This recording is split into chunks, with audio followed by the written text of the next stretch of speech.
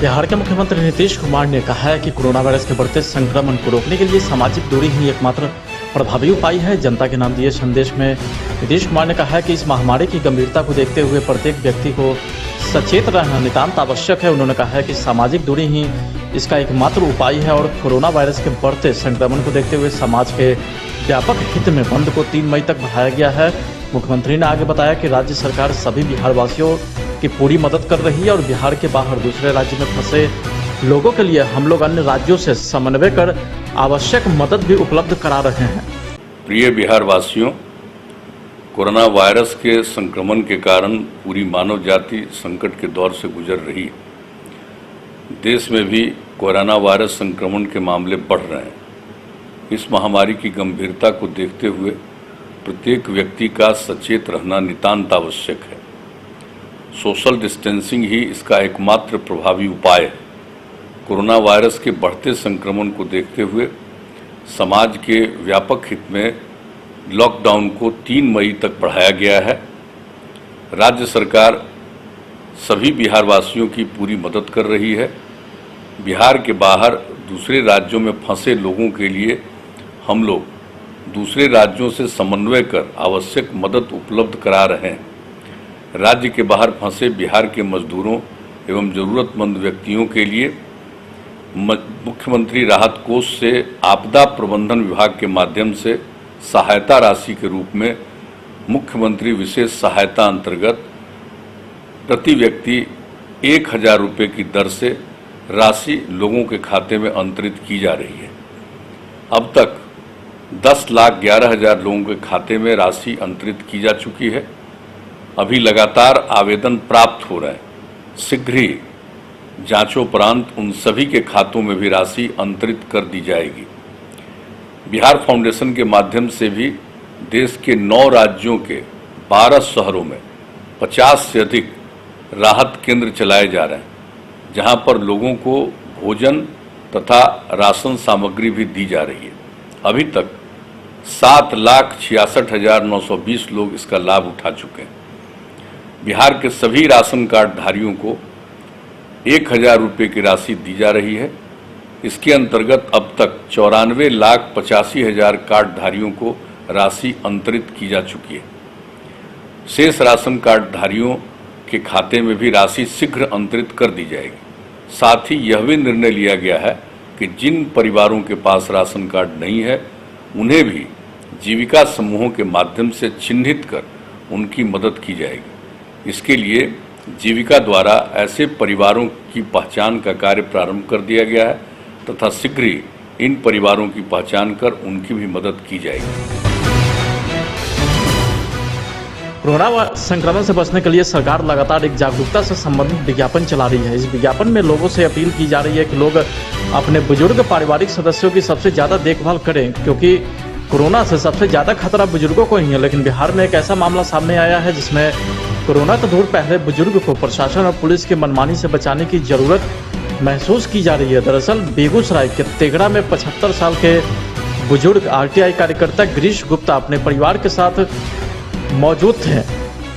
गिरीश गुप्ता का आरोप है कि 16 अप्रैल की रात उनके घर में एसडीओ तेघड़ा, बीडीओ और स्थानीय थाने के लोग पहुंच गए और घर के अंदर रहने के बावजूद लॉकडाउन तोड़ने का आरोप लगाते हुए लुंगी और गंजी में जबरन उन्हें उठाकर ले गए और वहां जमकर पिटाई की गई। आरटीआई कार्यकर्ता का आरोप है कि उन्हें थाने न ले जाकर कहीं और ले जाया गया। बुजुर्ग आरटीआई कार्यकर्ता ने आरोप लगाया कि वे आरटीआई के तहत स्थानीय प्रशासन की मनमानी और भ्रष्टाचार को उजागर करते रहे हैं, लिहाजा लॉकडाउन की आड़ में उनके साथ अधिकारियों ने ज्यादती की है। बिहार में कोरोना वायरस मरीजों की संख्या में लगातार इजाफा हो रहा है। राज्य में शाम 2 और कोरोना मरीज पॉजिटिव पाए गए हैं, जहां नालंदा में 17 साल के मरीज में पॉजिटिव की पुष्टि हुई है, तो वहीं बेगूसराय का एक 42 साल का व्यक्ति भी पॉजिटिव पाया गया है।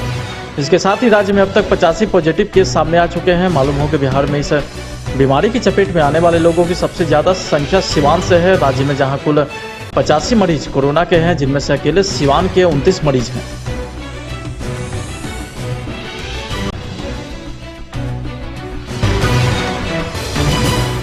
उत्तर प्रदेश सरकार ने राजस्थान के कोटा में फंसे छात्रों को वापस लाने के लिए करीब 100 बसें भेजी है, जो देर शाम वहां कोटा से निकल भी चुकी है उत्तर प्रदेश के लिए। दरअसल उत्तर प्रदेश के विभिन्न जिलों में रहने वाले ये छात्र राजस्थान के कोटा में कोचिंग क्लास करते हैं, लेकिन कोविड-19 संक्रमण के चलते देश में लॉकडाउन लगने के बाद से वहां फंस गए थे। अब लॉकडाउन के बीच बड़ी संख्या में छात्रों को निकालने के फैसले पर राजनीति भी गर्म हो गई है। बिहार कांग्रेस नेता प्रेमचंद्र मिश्रा ने इस पर विरोध जताया है। प्रदेश के मुख्यमंत्री के द्वारा कोटा राजस्थान में फंसे अपने राज्य के छात्रों को लाने के लिए 250-300 बसों को भेजना कांग्रेस की नजर में कहीं न कहीं यह लॉकडाउन के प्रावधानों का खुल्लम खुल्ला उल्लंघन करना है। मैं समझता हूं प्रधानमंत्री को ऐसे मामलों में तत्काल हस्तक्षेप करना चाहिए और भाजपा शासित राज्यों के मुख्यमंत्री को उन्हें समझाना होगा कि ऐसा कार्य न करें जिससे लॉकडाउन अपने आप में एक हास्य का पात्र बन जाए। मैं इस संबंध में यहां जोड़ना चाहता हूं कि बिहार के मुख्यमंत्री नीतीश कुमार जी ने स्पष्ट तौर पे मना किया है यहां से बसों को भेजने के लिए, क्योंकि बिहार के भी हजारों छात्र कोटा में रहकर पढ़ाई और कोचिंग करते हैं। मैं समझता हूं उत्तर प्रदेश के चीफ मिनिस्टर को बिहार के मुख्यमंत्री का कम से कम अनुसरण करना चाहिए और लॉकडाउन के नियमों का पालन करना चाहिए। 3 मई तक जारी लॉकडाउन को कई लोग तोड़ते दिखाई दे रहे हैं, जिसके बाद पुलिस अलग अलग जगह पर अपने तरीके से लोगों को दंड दे रही है। बगहा में भी एक ऐसा ही मामला सामने आया है। शहर में यदि आप बेमतलब निकलते हैं तो सावधान हो जाइए, आपके माथे पर असामाजिक होने का कलंक लग सकता है। पुलिस ने लॉकडाउन तोड़ने वाले लोगों से निपटने के लिए एक नायाब तरीका अपनाया है। जो लोग लॉकडाउन का उल्लंघन करते पकड़े जा रहे हैं, उनके हाथों पर पुलिस हम परिवार और समाज के दुश्मन का ठप्पा लगा रही है। पुलिस के इस गांधीवादी तरीके की काफी सराहना हो रही है।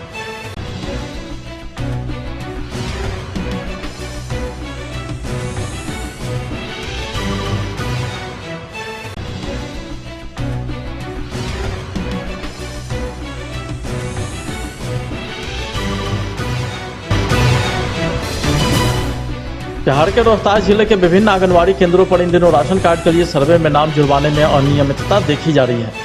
कोरोना वायरस के बाद हुए लॉकडाउन से गरीबों के सामने जो खाद्यान्न और अनाज की समस्या उत्पन्न हुई है, जिसके बाद सरकार ने आनन फानन में आंगनवाड़ी सेविकाओं को सर्वे में लगाया है। लेकिन बहुत से ऐसे गरीब परिवार हैं जिनका कहना है कि आपसी द्वेष के कारण कई आंगनवाड़ी सेविका उन लोगों का नाम दर्ज नहीं कर रही है, जिससे उन लोगों के सामने परेशानी हो रही है। लगा दिए, भगाने के बाद हम लोग चुपचाप लगा गए। फिर उसके बाद हम लोग को पता चला कि अभी तक ले जुड़ रहा है, तो हम उनके जाके चाची बोले कि जोड़ दीजिए, तो कर एक नहीं होगा। तो हम वार्ड कमिश्नर को पकड़े, उनको पकड़े तो वो बोले काहे नहीं हुआ लिखवाई। तो हम कहें कि नहीं, हमको कुछ नहीं मिलता है, नहीं होता है। बताइए, हम लोग खाने को बिना तरसते हैं यहाँ पे आओ। उसके बाद हम गए उनको लिया कर, तो कह रहे हैं कि नहीं लिखेंगे। तो बोले कि लिख दीजिए, इनका कड़वा भी नहीं है, राशन मिलेगा, बेचारी गरीब आदमी है। तो कह रहे हैं कि नहीं, इनको लिया कराए हैं, आप जाइए, हम नहीं लिखेंगे, क्या करिएगा, हमको हम नहीं लिखेंगे। भगा दिए। उसके बाद हम लोग गाली देने लगी, हम लोग चले आए। फिर उसके बाद इस लॉकडाउन में फिर कैसे चल रहा है आप लोग का खाना वाना राशन वगैरह नहीं मिल पा रहा है क्या? नहीं मिल पा रहा है, हम लोग का कुछ नहीं मिल पा रहा है।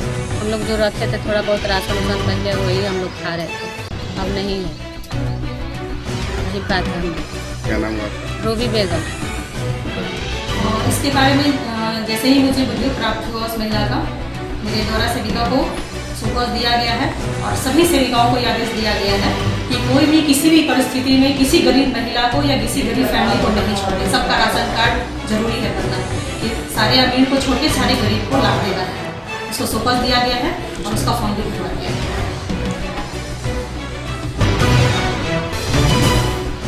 एक तरफ सरकार लॉकडाउन में सोशल डिस्टेंसिंग का पालन कराने के लिए एक पर एक निर्देश जारी कर रहे हैं, तो वहीं दूसरी ओर रोहतास के परसथुआ में 100 से अधिक लोग एक साथ गड्ढे में मछली मारते दिखे।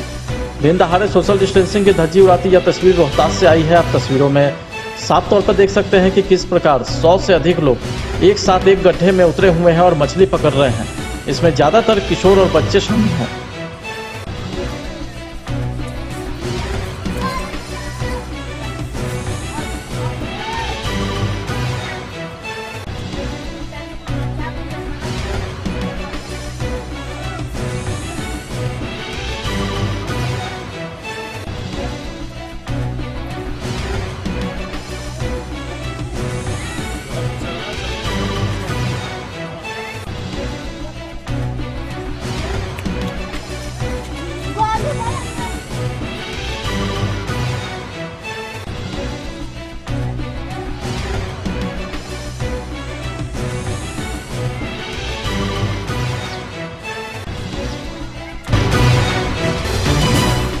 वहीं बिहार के रोहतास के मुफस्सिल थाना अंतर्गत बिशनपुरा गांव में अचानक गेहूं के फसल में आग लग गई है, लेकिन समय रहते ग्रामीणों ने दमकल की गाड़ी के सहयोग से आग पर काबू पा लिया है। आप देख सकते हैं कि कैसे गांव में धो कर गेहूं का खेत जल रहा है, लेकिन समय पर दमकल की गाड़ी पहुंच जाने के कारण आग को फैलने से रोक लिया गया है। फिर भी 15 बीघे में लगे गेहूं की फसल को काफी नुकसान पहुंचा है।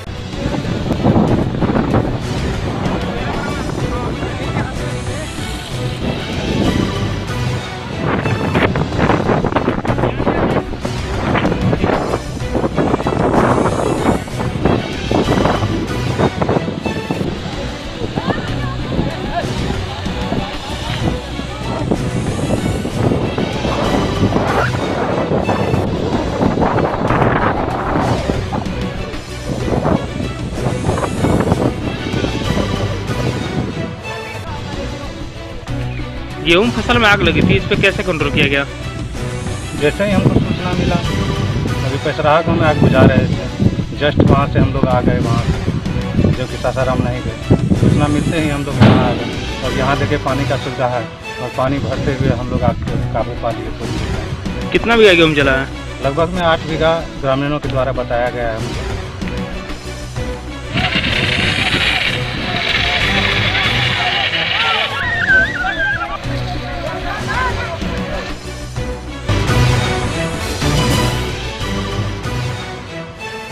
कोरोना वायरस के संक्रमण से बचने और प्रतिरोधक क्षमता बढ़ाने की दृष्टि से भाजपा किसान मोर्चा की ओर से पटना सिटी में गिलोय पौधा 200 लोगों के बीच वितरित किया गया है। किसान मोर्चा प्रदेश के पूर्व उपाध्यक्ष संजीव यादव ने पौधा तैयार कर घर घर जाकर वितरण करते हुए लोगों को गिलोय सेवन की विधि और लाभ के बारे में जानकारी दी। इसके सेवन से कोरोना वायरस संक्रमण से बचा जा सकता है और शरीर में प्रतिरोधक क्षमता भी बढ़ती है। गिलोय का काढ़ा सेवन से सर्दी, जुकाम, बुखार, आर्थराइटिस, डेंगू, चिकनगुनिया, अस्थमा, मधुमेह जैसे रोग में सहायक सिद्ध होता है। पौधा वितरण के साथ सेवन की विधि और लाभ का विवरण का पर्ची भी लोगों को बांटा गया है। इस दौरान सामाजिक दूरी का पालन करने के लिए सफेद घेरे भी बनाए गए थे। कार्यक्रम में श्याम सुंदर शर्मा, मनोज सोनामा, मनोज कुमार यादव, राजेश शर्मा सहित कई समाजसेवी मौजूद रहे।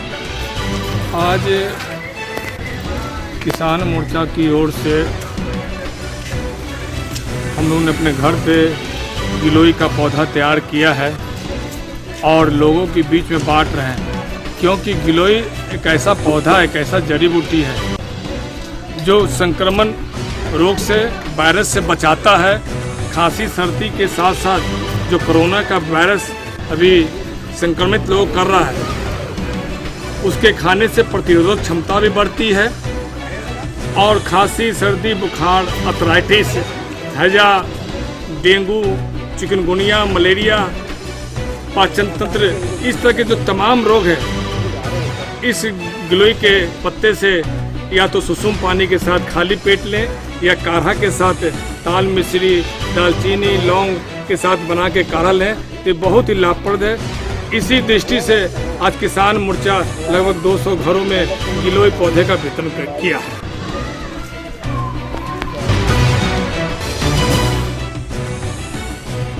मानव सेवा सबसे बड़ी सेवा है, इसी मूल मंत्र के साथ मारवाड़ी सेवा समिति पटना सिटी के द्वारा संसार में आई महामारी को देखते हुए 20वें दिन में 590 लोगों के बीच भोजन पैकेट का वितरण किया गया। समिति के अध्यक्ष संजीव देवड़ा ने बताया कि व्यवस्था बालमुकुंद खेतान, बीटू खेतान के द्वारा की गई थी। भोजन का पैकेट का वितरण पटना सिटी के विभिन्न क्षेत्रों के साथ गायघाट, राजेंद्र नगर, पटना जंक्शन, NMCH, गांधी मैदान सहित कई क्षेत्रों में किया गया। मोतिहारी के घोड़ासहन थाना क्षेत्र के जमीनी विवाद में हुई हिंसक झड़प में एक व्यक्ति की मौत की बात सामने आई है। मामला घोड़ासहन थाना क्षेत्र अवस्थित चंपापुर कोड़िया गांव का बताया जाता है कि रास्ते को विवाद को लेकर दो पक्ष आपस में भिड़ गए, जिसमें काफी झड़प और मारपीट हुई है। तो वहीं एक पक्ष के 38 वर्षीय प्रभु शाह को काफी चोटें आई है, जिसे इलाज के लिए मोतिहारी ले जाया गया है, जहाँ चिकित्सक ने उसे मृत घोषित कर दिया है। मैंने पंचायत से लगा पीले लगा लोग गाँव के मुखिया लोग आया लगा, सब लोग पंचायत लगा मैंने उखड़ पकड़ के सब लोग अपना अपना घर जाए लगा। लेकिन बाद में ईटा उटा कुछ फैले लगा है वही से कौन आया रहा, वही सब लोग में से मैंने 10 के 20 लोग हाल ये कहता कि ईटवा ऊपर से हट हो जहाँ कागज पाना पर कहा ईटा बस सब लोग हटा लगा पाना पर से वही लगा ऊपर से वीडियो करे लगा रहा आ वीडियो का लगा ईटा चला लोग के मार ईटा चला के ऐसा ईटा चला रहा कि जैसे मुख खत्म कर हम मोतिहारी में कोरोना महामारी या लॉकडाउन की दैनिक मजदूरी पूर्णतः बंद हो गया है, जिस कारण रोज मजदूरी भोजन सामग्री संग्रह करने वाले परिवारों को काफी परेशानी का सामना करना पड़ रहा है। भूख की स्थिति जैसे हालात सामने आ चुके हैं। देखते हुए मोतिहारी के दयावान लोग भोजन सामग्री की पैकेट बनाकर झुग्गी झोपड़ी निसहाय लोगों में वितरण कर अपने को खुशी का इजहार कर रहे हैं। इसी कड़ी में मोतिहारी पुलिस भी साथ जुट अपने को निसहाय लोगों की मदद में शामिल हुए हैं। हालांकि बिहार सरकार कोरोना काल को देखते हुए 3 माह का भोजन के लिए जन वितरण के माध्यम से खाद्यान्न मुफ्त वितरण करने की घोषणा की है। करीब 1 माह लॉकडाउन बीत गए, अभी तक अप्रैल समेत कोरोना राहत की खाद्यान्न अभी तक इन लोगों को नहीं उपलब्ध कराया गया है।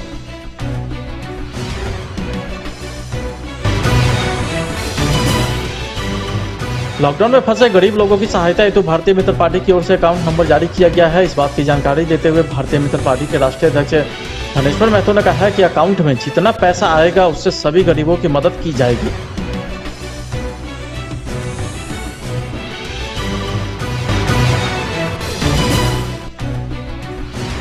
कोरोना महामारी के मद्देनजर पूरे देश में 3 मई तक लॉकडाउन लगा है। बिहार में भी पूरी सख्ती से लॉकडाउन लगाया गया है, लेकिन इस लॉकडाउन में गरीबों के सामने खाने पीने की सबसे बड़ी समस्या सामने उभर कर आई है। लेकिन कई समाजसेवी भी अपने अपने स्तर से बढ़ चढ़कर इसमें हिस्सा ले रही है। इसी कड़ी में टीम वरुण की ओर से पटना के बुद्धा कॉलोनी थानांतर्गत आसपास के इलाकों में गरीब मजदूर के बीच लगभग 400 पैकेट भोजन का वितरण किया गया। इस मौके पर युवा प्रदेश अध्यक्ष रोशन कुमार, रंजीत कुमार सहित दर्जनों युवा उपस्थित रहे।